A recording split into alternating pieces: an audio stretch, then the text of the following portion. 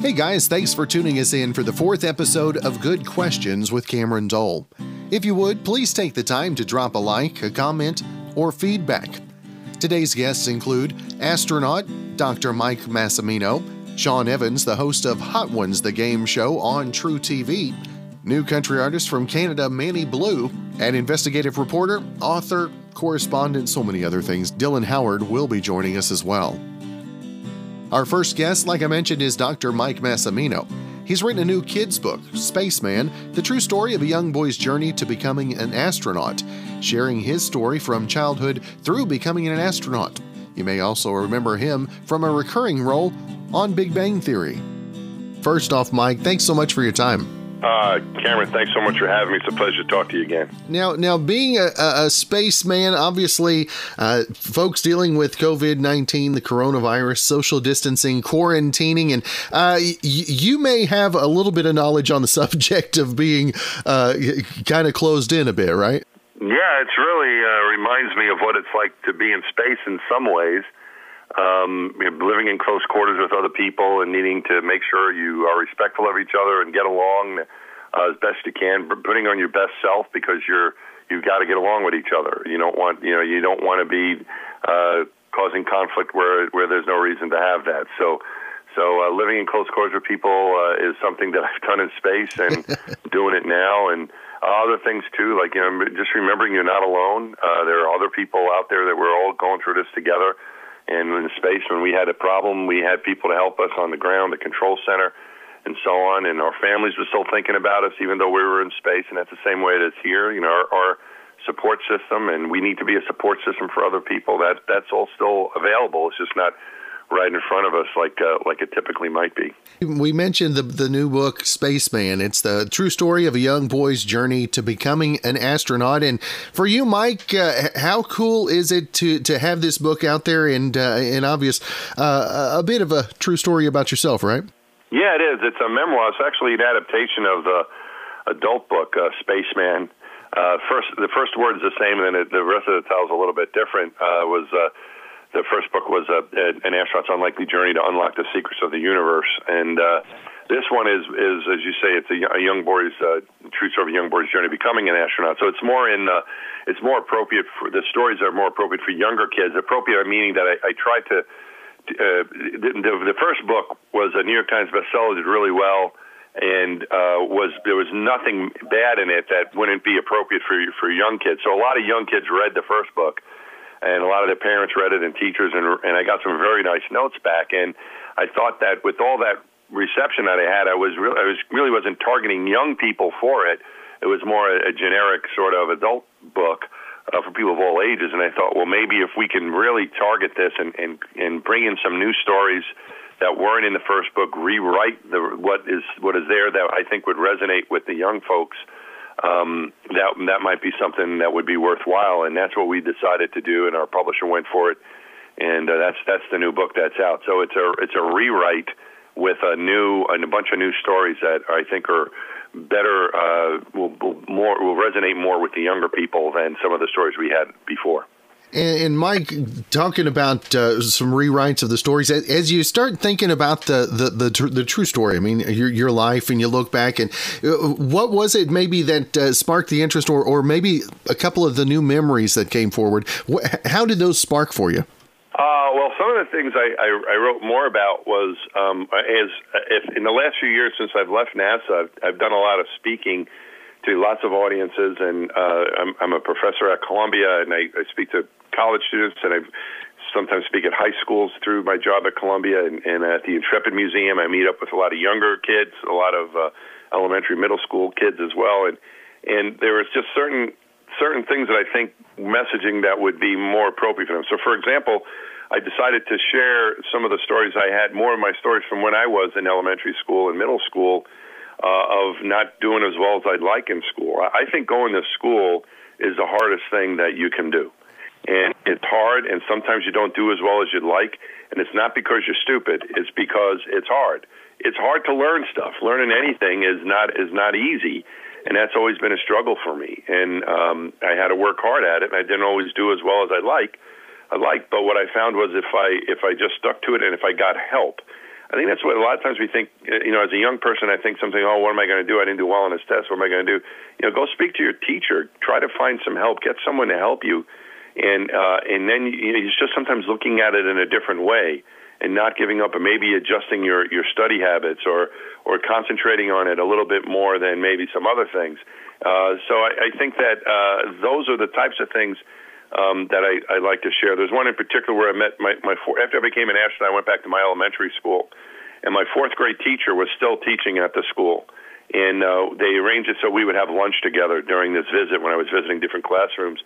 And she came up to me and she said she told her kids at breakfast that she was going to have lunch with a former student who had become an astronaut, and that her kids said, "Wow, Mom, he must have been really smart." And then she said she thought for a moment and she said, "Well, if he was, I'm sure he was bright, but if he was really smart, I would have remembered." So then she went on to say, "But that's not always what's most important." And the truth is, I never was the smartest kid in the class ever, whether it was at a Columbia, MIT, or in Mrs. Oko's fourth grade class. I was not the best student in there. I always tried hard, did my best, got help when I needed it, helped other people when I could, and I think that that's more important. And those are just those are the types of stories. There's more of them like that, because this sort of these different stages that I went through from elementary school, junior high, and high school, it was this, and into college and graduate school. You keep meeting more and more challenges. You keep getting knocked down and need to get up again. And Mike, you talked about several of the different things you've had the opportunity to do, and I think is the top on the bucket list moments that you checked off, was that being the first to send a tweet from space? I mean, was that the pinnacle? No, that was just one of those things that happened. A lot of times you just need to say okay to things and not be resistive. And I wish I could. Sometimes I resist things, but sometimes I don't. And this one thing was NASA asked me to do it, and it was just the timing of it. They thought I'd be the right guy, and I was like, okay, sure. First guy to tweet from space. Take that, me and Neil Armstrong. So it was definitely a fun thing to do as a way to share the story. And the book is, what we're doing right now, having this conversation, other TV appearances I've done, and my teaching even, I think it's just a way to share the story and to teach. And in some ways, I think social media is that as well. We're able to share things that are going on in our lives with others, and that's why I was really thrilled to get a chance to send that first tweet from space. And you talk about having the opportunity to share, and the love for the science and for all of the technology for you. Obviously, you love to share that with others, into a new generation. And when you know that you're inspiring others, I mean, how awesome is that for you? I'm gratified if that ever happens, because I was inspired by a lot of people. I think that's something that astronauts can do. Is inspire people, because we have really cool jobs and we've all struggled to get there. And that's one of the reasons I was hoping to become an astronaut, is that maybe I could inspire someone someday. I was inspired by a moonwalker, a guy by the name of Charlie Duke, one of the 12 people that walked on the moon. I was a grad student coming off a tough semester at MIT, and I met him one summer. I was working down at the Marshall Space Flight Center, and I told him, he asked me what I was doing, and I said I was a student at MIT, and he told me how tough it was for him and how he almost didn't get out of there, but he did. And I thought, well, man, if you struggled there and walked on a moon, maybe I'm not doing that bad. If it was tough for you, maybe it's not crazy that it's tough for me. And that's what I think sometimes we can hopefully do, is you never know, a little piece of advice or writing something or a conversation here or there maybe can make a difference in someone's life, as it's happened to me many times. Well, that's awesome. And again, the new book, Spaceman, the true story of a young boy's journey to becoming an astronaut. And Mike, always great to visit with you, and always want to make sure and let folks know where they can find out more about the book and also all the other things you've got going on as well. Yeah, lots happening, and I really appreciate your interest and kindness in having me and spreading that word around. And stay healthy, everybody. All right. Well, Mike, always good to visit with you. Have a great rest of your weekend, sir. Thank you. Find out about all of his social media and other information online at MikeMassimino.com. Next up, I had the chance to visit with the host of Hot Ones, the game show, which airs Tuesday nights on TruTV. We'll talk with Sean about the show, his YouTube series, and more. Sean, always good to visit with you, brother. Yep, thanks so much for having me. Good chatting with you always. Now, Sean, tell the folks a little bit. I mean, we've talked about the game show before. If they haven't checked it out, if they've been under a rock, haven't turned a TV on, I think is about the only way that they haven't seen anything about the show. But if anybody fits into that category, let them know a little bit about the new show. Sure. Well, it's like, sort of a classic game show in the same way the web series is kind of a classic interview show. But the twist in it all is scorching hot chicken wings. So basically, it's two teams of two competing against each other for a chance at $25,000 and two icy cold milkshakes at the end of the road. And they do rounds of trivia all the while eating scorching hot chicken wings that attack the senses. But if they're still standing at the end of it, and if they nail that final round in the ring of fire, $25,000 cash, which is good work if you can get it. That's right. Now, where did I know this started out YouTube and several other things for you. You've been doing interviews with the hot ones, and what has maybe been the greatest reaction to a hot wing endeavor, if you will? Well, I think sort of the quintessential episode, the litmus test, if you will, on whether or not you'll like the show is the Gordon Ramsay episode. He brought along with him like a whole Mary Poppins bag of antidotes to try to quell the spice. So if you're interested in at least checking out the show, that's the one that I recommend people dip their toes in the water with, the Gordon Ramsay episode. If you like that, then you'll probably like Hot Ones. If you don't like that episode, you probably won't like the show. And to get the celebrity feedback and the folks that have been interested in coming on and being a part of this, I mean, for you with that idea coming up and getting the response that it has, what's that like for you on a personal level? Well, it's been really interesting. I mean, at first, like, we didn't have high aspirations for the show. You know, we thought we'd be like a funny sort of circus act on the internet, but we had such a passionate cult following of fans that really pushed us to make the show more than just a spicy chicken wing challenge, and really pushed us to create thoughtful, career-spanning interviews. And I think that it was through making the interview the primary character in the show, and then the hot wings as sort of a background character, is really what's given it its longevity now, like 5 years, 12 seasons, and some of the crazy names that we've had on the show. So it's been, sort of a slow snowball effect over that time, and it seems to have just grown a little bit week over week. So it's been very gradual, which I'm grateful for. But when you look back on the journey, you're like, wow, like we've really swam a long way. And you talked about the seasons going on of hot ones, and I know the season finale's coming up as well. And is it bittersweet as you see a season ending, or does it just kind of inspire you to what's to come in the upcoming season? Well, I'm a person that kind of just likes to make a thing and then put it out in the world, and then kind of whatever happens to that thing happens to that thing. But then I just sort of focus my energy on making the next thing. So that's kind of how I am with finales and stuff. We've done 12 season finales with the web series, and now we have one coming up with the TV show, and it's kind of fun to, crack a beer with the people who helped you make it and celebrate what happened, and then just focus on making the next thing.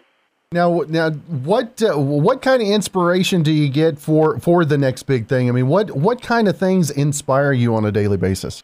Well, I think what's been fun about the show is we're so immersive with the research. So the thing that keeps it fresh and interesting and always different for me is walking a mile in someone else's shoes. And if they're an actor, watching all their movies, or if they're a singer, listening to all their music, or if they're a writer, reading their books, like that sort of thing always keeps me interested and puts me in worlds that I otherwise would have never been in. And that's to me the most fun part of the whole thing is not so much like, the final episode or whatever, but the process to make it. And that's what keeps me inspired. And the tracking of the episodes since the pandemic has hit, how do you feel about seeing the numbers going up and the folks delving into something to maybe take their minds off of their everyday doldrums? Well, that's the thing that I don't think like entertainers necessarily have like a noble cause necessarily, but in times like these, I guess anything that helps people escape sort of bleak reality or lets them bask at least in a moment in a sense of normalcy is a good thing for a lot of people, and that's what I'm hoping to do, because that's what shows did for me growing up, and that's what I'm hoping to do with my own. So that way, I'm grateful and really grateful to the fans who've been so positive with the feedback. You know, I've always thought that the show was kind of something that, you know, people would watch during their lunch breaks on a Thursday or watching on Tuesday nights as they eat dinner or whatever. You know, I always thought that it would be that kind of show, but maybe in times like these it's a little bit more than that. Or at least that's the feedback that I've gotten, and that to me is, you know, makes me feel better about what we do on a day-to-day basis. And of course, the Hot Ones, the game show, Tuesday nights on TruTV. And Sean, always want to make sure and let our listeners know where they can keep up with you social media wise as well. Sure. Well, if you want to check out the interview show, that's on YouTube. Just type in Hot Ones, and you'll get about a couple hundred episodes at this point. Tuesdays on TruTV, and then you know that'll be your chicken wing fix for sure. Well, Sean, always good to visit with my friend, and hope you have a great rest of your week. Thanks so much for having me. It was good chatting with you. Again, follow him on his socials at Sean C. Evans.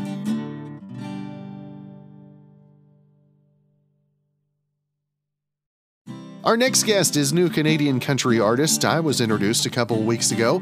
Manny Blu and I sit down and visit about his latest music. Manny, thanks so much for taking the time to be on the show. Well, thanks for having me, man. Now, where did Manny Blu? Where did that whole thing start for you? When did you know that music was a driving force in your life? Well, I was focused on an MMA career before anything, and I had my first fight, tore my quad. Luckily, won the fight, but in the time of recovery, found a video of B.B. King playing The Thrill Is Gone. Live version, and fell in love with what he was doing, fell in love with the blues, and wanted to do whatever it was that he was doing. I wanted to learn, so quickly fell in love with music and the blues, and got into country because my buddies were all guys playing hockey outside of our home province, and they'd come home every summer and want me to play whatever songs that they were listening to while we were just hanging out. So they said, you can play guitar and sing, why don't you play some of these country songs? So I kind of became a country artist on accident, but I love it ever since, and I wouldn't change anything. Now, the MMA background, how does that meld in with the musician lifestyle, if you will? Well, I think discipline is key in both, in just about everything. So I think, you know, going for something so intense like MMA, and there's days you don't really feel like doing it, but you kind of have to figure it out, because otherwise you're going to take a lot of punches to the face. You know, there's always those days where either you don't feel like practicing, you don't feel like rehearsing, or whatever it is, and I realize that it's not so bad, because the alternative could have been worse. That's right. Now, bringing a release out today, a new single. What's it like now in the times that we're living in? I mean, everybody's kind of sheltered, still keeping their distance. What's it like trying to get the new music out there? Well, we recorded this my EP back in October, and you know, I've been wanting to put it out since February, and you know, we kind of slowed it down a little bit. And I thought now would be a really good time. I think you know, during this whole quarantine thing, I've been really diving deep into other types of music and other influences for the third EP. So I'm really happy I was really excited about this one, which is titled New Ink. You know, sonically I went a different direction, and I really wanted to have more of that country rock in my music for this time around. And you know, having spent time during quarantine looking at different things, I'm ready for a third EP. So we thought it was time to put out the second one. So this is the second single, comes out today, called Old Money. It's the second single from my new EP, and I couldn't be happier. For you, has the time being separated, has that helped with inspiration for writing, or has it maybe put a writer's block up for you? No, it hasn't really. No, I'm really fortunate that I have some pretty good connections down in Nashville that I'm fortunate enough to get some songs sent to me. So haven't been spending a whole lot of time on writing, but definitely have been working on my craft as far as wanting to work on vocals and kind of get that up. So obviously when the 30 EP comes around, I'm always looking to improve, album from album. So when the next project comes around, I'm going to be ready, and it's going to be something different. Although this one is different from the first one, but I think it really gave me time to see what I want to do moving forward. New Ink is going to comes out in November, and this 5-song EP that I'm really, really pumped about, and I want to find a way to one-up it. So I think a much stronger, much more flexible vocal performance for the next project is going to be what you're going to hear. And I think that the time quarantined and time to spend a little bit where we're not doing shows and we're not getting ready for really anything. It really gave me that time to work on my craft. So, I'm really pumped about this EP coming out. I'm really pumped with every song that we have on it, and I can't wait to, we recorded it back in Nashville in October, and been hanging on to it, so I can't wait for everyone to hear it. Now, I paid attention as you were talking about working on your craft a little bit, and for the layman, the listeners out there that don't understand what that means, when you talk about working on your craft, maybe instrumentation, what are some of the little tidbits that would take you from maybe where you're at a year ago to where you're at today in the daily practices, if you will? Yeah, I mean, for me, I'm much more of a vocalist than really a guitar player. So to me, it was really important to really make sure that, I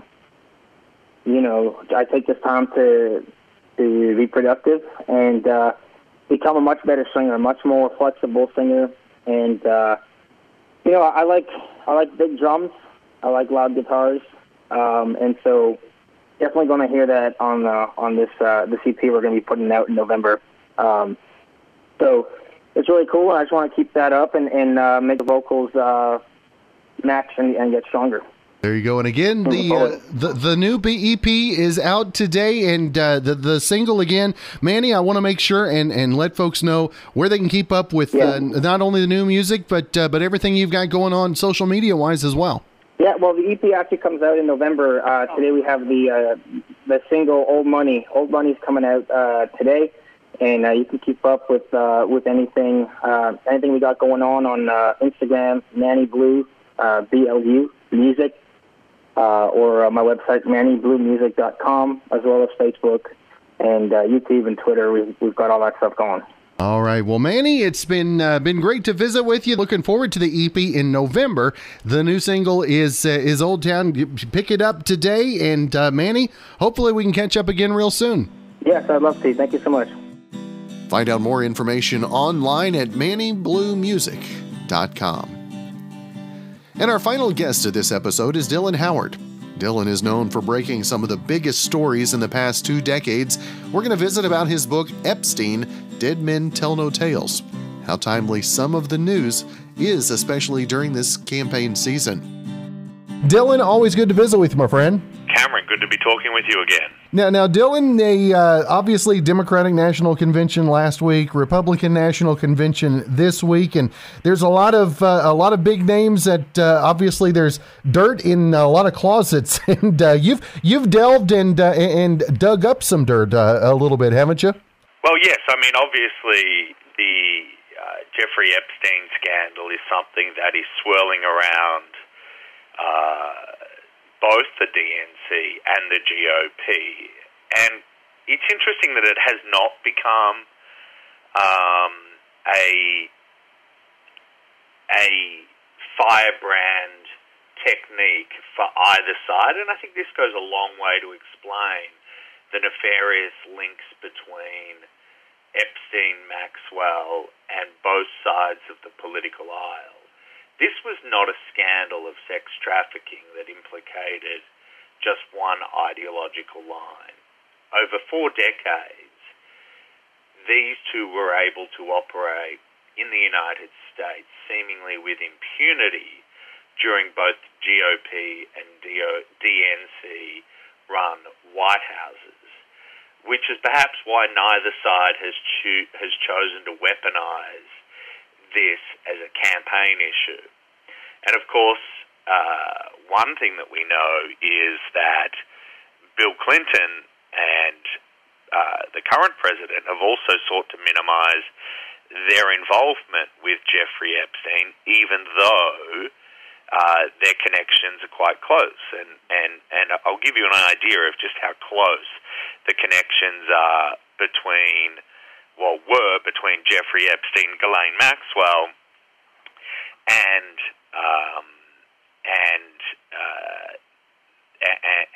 the Clintons. Not only were they friends, Ghislaine Maxwell's nephew was hired after Epstein's conviction to work in her State Department. He worked there for 3 years at a time when she knew that Ghislaine Maxwell was connected to this sex trafficking ring, but hired the nephew of Ghislaine, Alexander Gerasi, who is the son of Ghislaine's sister, Isabel Maxwell, and he had a very powerful and prestigious position within the State Department and the U.S. government. And one source said to me that Secretary Clinton gave Alex a job in a very sensitive area of the Obama administration, and he was fresh out of college and put in charge of the State Department's Bureau of Near Eastern Affairs, covering the Middle East, which in itself was an interesting move because Jeffrey Epstein was doing a lot of his spying for countries in the Middle East, like Saudi Arabia. Now, what do you think is, as new information is still releasing, what are maybe some of the tidbits that maybe have been, maybe opened your eyes a little bit of things that maybe hadn't been come to the surface as of yet, if you will? Well, I think this is a good example of how Jeffrey Epstein's mid-2000s plea deal with Florida prosecutors really was a whitewash of the depth and depravity that was going on behind closed doors, and how the successful plea deal that he took really resonated not with anybody, that high society didn't look at Epstein and certainly didn't look at Maxwell. She wasn't charged at that time, but didn't look at them through the lens that they're being looked at now. For example, the nephew of Ghislaine Maxwell, whether or not he was suitably qualified, and I'm sure the poor guy is suitably qualified, it's just not a good look in retrospect for Secretary Clinton to have given this nephew a job. And you can say, well, that's guilt by association, sure, but we're not talking about claims of impropriety in a workplace. We are talking about the world's largest and most sophisticated sex ring that was used without impunity on American soil for the benefit of foreign intelligence. And I think that is constantly overlooked in this horrible scenario. Let's not forget there are victims here. Those victims are the young women, hundreds of them, whose lives were destroyed or taken from them as a result of Jeffrey Epstein and Ghislaine Maxwell. What also has emerged recently is the suggestion that the Maxwell and Epstein sex trafficking ring could still implicate others. And I can tell you exclusively this morning that the Southern District of New York, which had said that they did not believe they were going to charge any other individuals in connection with the Maxwell and Epstein case, remains very active in its probe. It, as soon as 2 weeks ago, spoke to someone in an effort to glean information about a potential target in an ongoing investigation. Now, I'm not going to reveal the name of that target, but that target is currently overseas in a country that doesn't offer extradition, which suggests that the target believes that they may have some serious questions to answer when it comes to the ongoing investigation. this is a country that will not extradite this individual, and a country in which this individual has a close relationship with the leadership of that country. So if we thought that the Ghislaine Maxwell story was seemingly over and she might take a plea deal, think again. The U.S. government is not done with its investigation. And Dylan, when you look at these investigations, I mean, how deep and how long do we expect this investigation to continue on before we actually see the end result, if you will?